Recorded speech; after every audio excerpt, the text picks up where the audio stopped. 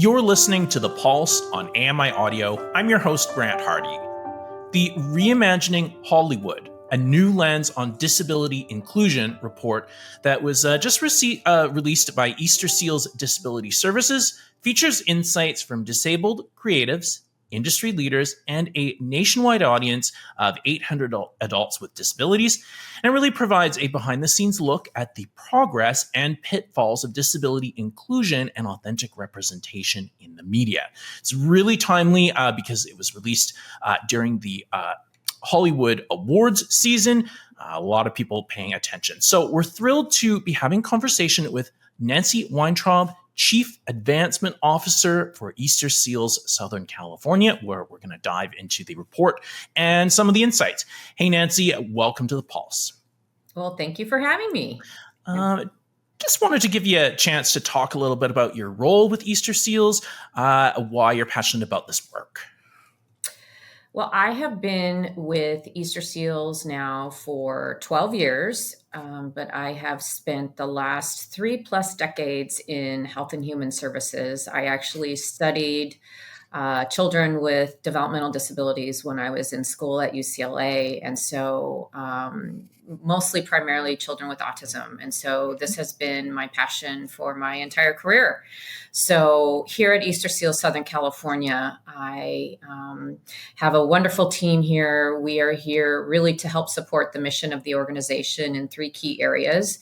That is philanthropy, that is our brand partnerships, and that is government and community relations. So right now, today, we're going to be talking about our entertainment partnerships. Yeah, and that's really cool. And I've heard some of the Easter Seals campaigns. We talked last year on Kelly and Ramya about the Disability is Not a Dirty Word campaign from Easter Seals. And that I even heard on mainstream media, which was really exciting because you guys are really kind of putting the word out there. And as someone with a disability, really appreciate that. Yes. Mm-hmm. So let's just dive in. Let's talk about the report, Reimagine Hollywood, I believe. And this is a particularly timely report. Why is it so timely? Well, we did our initial report, almost like a baseline report back in 2018. And we felt like it was time. It was about 6 years on, and it took us almost a year to put this report together. So at the 5-year mark, we said, okay, it's been 5 years. Where have we come? What wins have we seen? And how much more can we be doing to encourage more success in this space? And so I think that's why it was time. And we took a year to do this because we wanted to make sure that we included as many voices from the disability, creative, and artist community as possible. Who are you hoping is going to, read this report and find it really interesting and meaningful? What's kind of the target audience? Yeah, that's a very good question. So there are a multitude of target audiences. The main target audience, I would say, is the industry itself, the entertainment industry. But I think that there are some statistics and some interesting calls to action in the report that could be of interest to mainstream industry as well. Some of the insights from the national survey could be of interest to some of our brand partners. So we're hoping that some of the insights from our disabled partners could be of interest to anybody, really.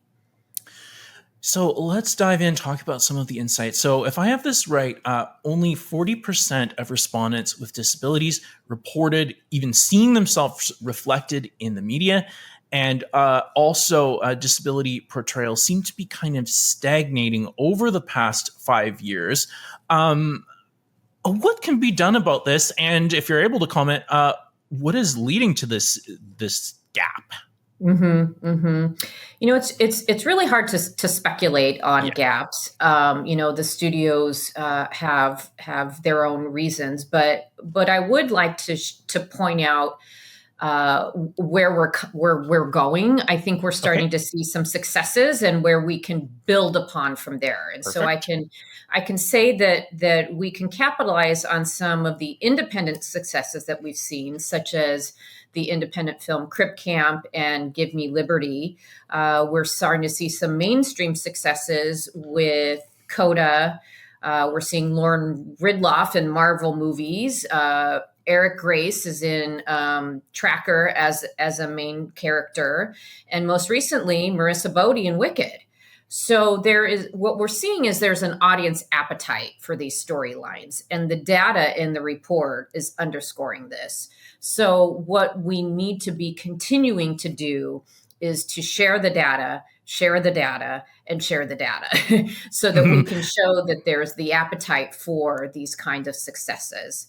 And I think what we also need to see is more individuals in all aspects of Mhm. production. We need to see people with disabilities in the writer's room. We need to see more of them directing and producing. And I think that those are the types of things that can help fill this gap. So, just a couple follow ups here. I think this would be a good time to talk about the business case. This Yeah, is not just sort of a like tokenism thing or a charity thing. right. Like what appetite are you seeing? Do mainstream audiences want to see people with disabilities? Can you, I don't know, describe some of the push that you're seeing for more diverse content?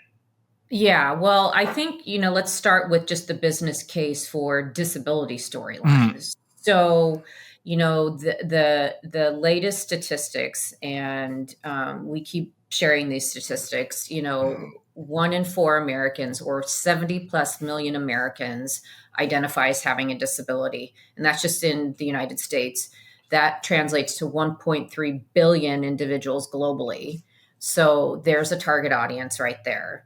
The disposable income of the American disability community is $490 billion, and that translates to 13 trillion globally. So when you talk about a business case, there's the business case right there. And from our study that we've printed in our report, authentic disability representation does have financial incentives. So 45% of our respondents are more likely to watch films or shows featuring genuine portrayals of individuals' disabilities. And 74% are more inclined to support brands that include people with disabilities in their advertising. So there's a strong business case right there for buying power. And then when we think about the loyalty of the disability community and the audience perspective, 83% of our respondents from our national study emphasize the importance of representation on screen, and they're wanting studios and networks to address the decline or the stagnation of seeing themselves on screen. yeah, it's people with disabilities, like you said, like have money to spend, like not only for ourselves, but just gathering like the loyalty from other people around us, like the interest. If there's a movie that has a really positive portrayal, like you can guarantee people are going to be telling their friends, their date about it. Like people are going to spend money on this stuff. Uh, Yes. yeah. So the other thing you mentioned was non-camera roles. Some you Yes. see maybe a little trickle of people appearing in front of the camera, more than a little bit. But what Yep. about behind the scenes? What roles do you hope people are going to be involved in, and how can we get people into those roles? Yes. So there's lots of layers of roles available for individuals with disabilities, behind the camera even. There are, like we mentioned earlier, directing, producing, editing, cinematography, cast and crew. And there are lots of professional development programs out there including the Easter Seals Disability Film Challenge, that are providing support for individuals to gain that, firsthand experience with studios and networks to be able to be seen and to be able to gain access to those employment opportunities within the industry. Can you tell me a little bit more about the Easter Seals Disability Film Challenge? Yes, I'd be happy to. So, for 12 years now, the Easter Seals Disability Film Challenge really has been the mainstay resource for individuals to create their own content and be seen by the industry, to gain access to jobs, really. So it's a week-long film competition. Registration is now open. We just launched at the Sundance Film Festival. And you can find out more information at disabilityfilmchallenge.com. Registration is open through March 31st. And it's a film team where you write, shoot, edit, and completely produce a short film up to 5 minutes. And you need to have someone with a disability in front of or behind the camera. And the good news is that each team owns their own content, which is amazing. And the film competition comes with a lot of great prizes, including, computers and camera equipment and cash prizes and mentor meetings and professional development workshops all throughout the year.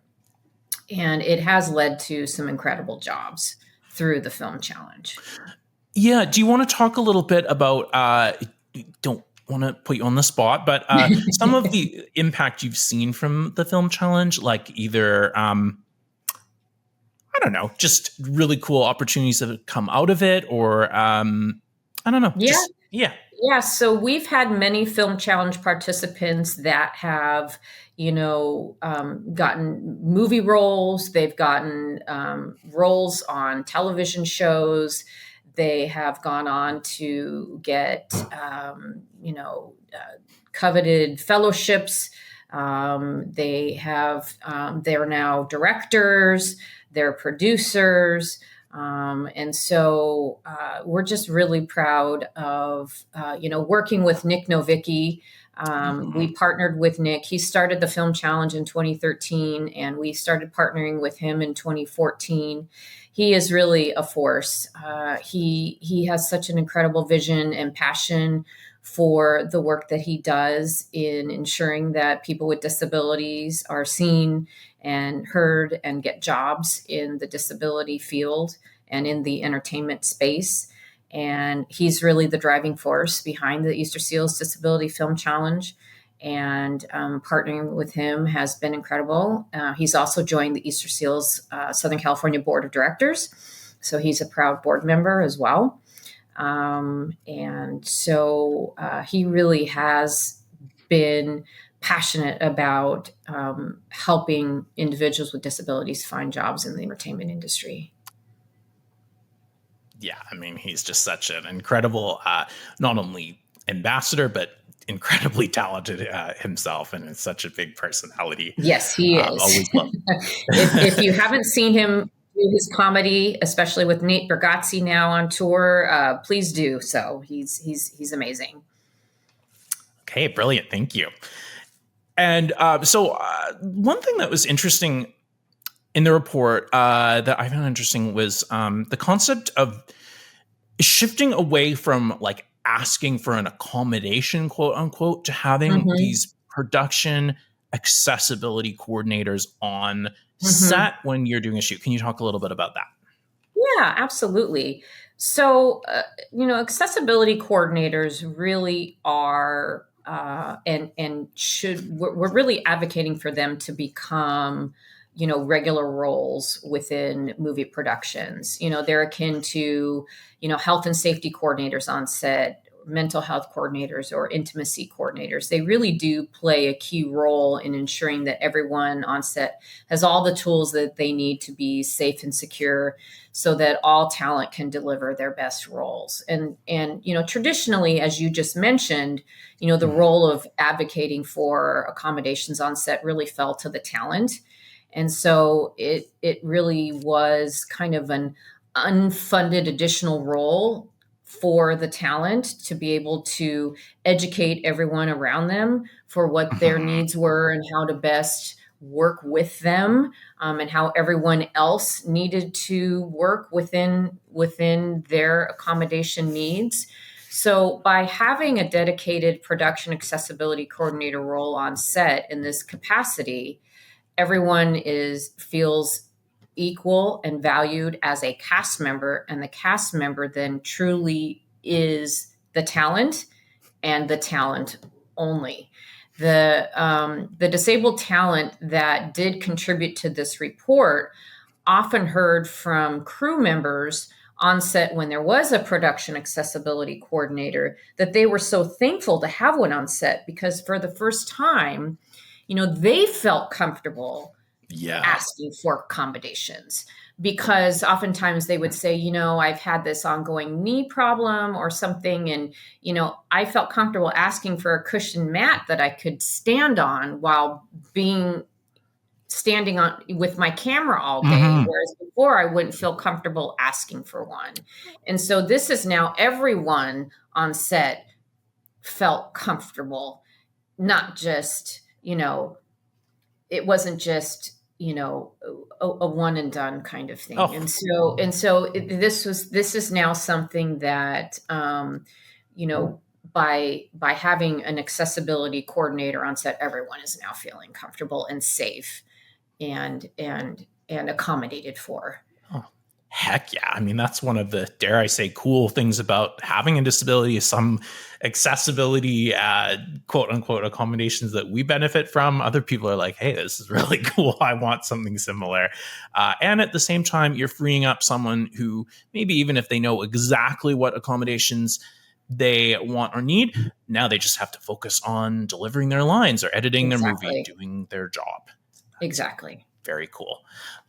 Okay, another interesting insight that I learned from the report is, and I guess it actually goes along with what we just talked about, but people with disabilities being really creative problem solvers and that Mhm. benefiting the business. Is that something that you're able to chat about a bit? Yeah, well, I think what individuals with disabilities are doing, and it kind of goes back to the purpose of the Disability Film Challenge, which is people are taking their careers in their own hands, and so until such time as the industry is coming up to par, right now, even though the population of individuals with disabilities is close to 26%, we're only seeing Mm. representation in about 3% of film and television. So individuals with disabilities are utilizing all the different types of media to their advantage right now. And Mhm. so we're seeing a lot of very incredible individuals with disabilities creating their own content and utilizing all forms of media out there, shaping their own narrative. Some of the examples that were highlighted in the report, including Lolo Spencer, for example. She's been having a pretty good career, a very good career, including being in Give Me Liberty that I mentioned earlier. Mhm. She is most recently on Sex Lives of College Girls, but she also has a very successful lifestyle channel on YouTube. So she is creating her own content out there. Cole and Charisma are also very popular influencers on social media, and they're sharing their own narrative and story being a married couple. Natalie Trevon is disrupting the fashion industry. Keely Cat Wells, has turned her passion into a very successful business, placing disabled talent in the entertainment industry.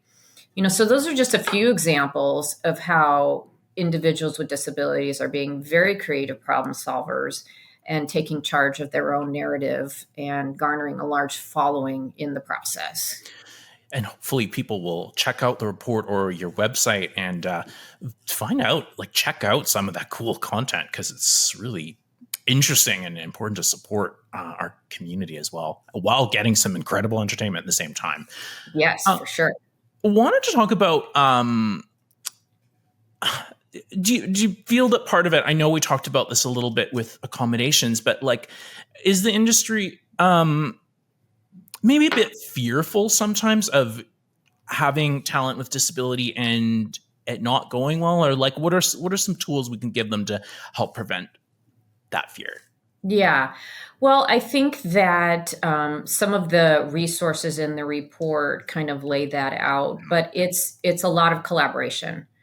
I think open dialogue, asking questions, collaborating with individuals with disabilities and disability focused organizations, disability led organizations are the way to do that. And so, partnering with the Disability Film Challenge, partnering with Easter Seals, and partnering with other disability focused, disability led organizations is the way to go.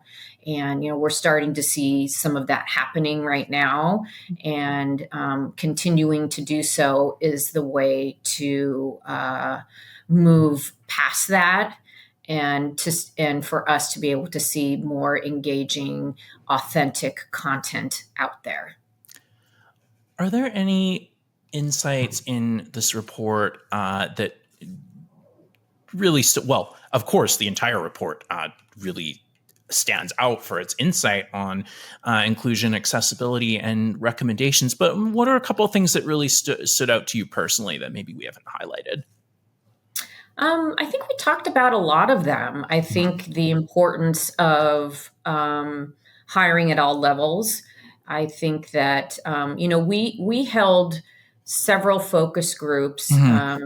We had over 50 individuals participating, and across all of those conversations, these key themes kept coming up over and over. It was accessibility coordinators, it was hiring at all levels within the organization. One that we hadn't talked about, though, Mm-hmm. was investment in good content.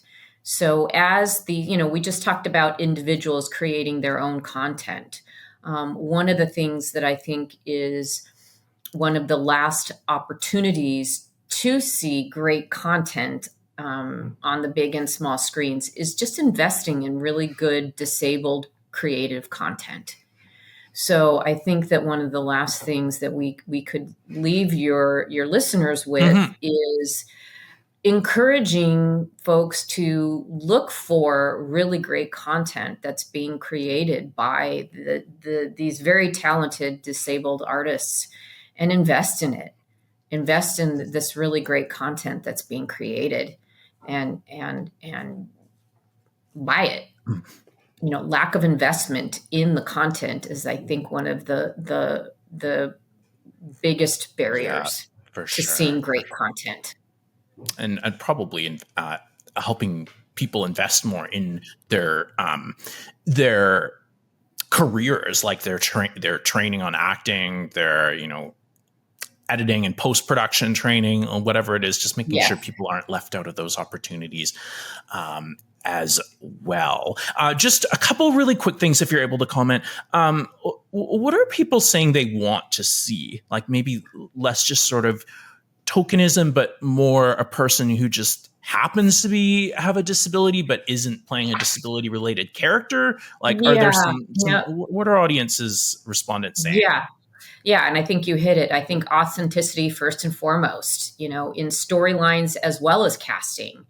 I think that the storylines have to be representative, and that's why, partnering with someone with a lived experience to ensure that the storyline is authentic is important. But if you do call out for a character with a disability, hire somebody with a disability to play that character. That's first and foremost. Yeah, I that's huge. think also, when you're looking at casting, consider auditioning people with disabilities for characters that don't necessarily have anything to do with the disability. So I think that came up quite a bit. Mhm. Offering opportunities for people to apply for positions or roles at all levels of production, like we've mentioned. And then, lastly, provide accessibility coordinators on all productions. I think that's what we found, kind of those four key areas All are right. what our folks really want to see. Brilliant. Thank you so much. So we've got the Disability Film Challenge happening in 2025. What else is next for 2025 in terms of moving inclusion and diversity forward? Well, we are just continuing to partner with our network and studio friends to share the report and be available with our disability advocates to share the messages and be here to provide all the support we can. Nancy, I really appreciate not only your time here, but also what you folks are doing, and not only to advance the opportunities for people with disabilities, but also just to get us some more fantastic content on screen and out there. So thank you so much for joining us on The Pulse. Well, thank you so much for having me. I appreciate the opportunity. Brilliant. Thanks again to Nancy Weintraub from Easter Seals, Southern California, for joining us today. The Pulse airs Tuesdays and Thursdays at 1 p.m. Eastern on AMI Audio and repeats every 6 hours. You can also catch us on all your favorite podcast apps, and the show is on YouTube as well. I'm your host, Grant Hardy. Thanks so much for listening.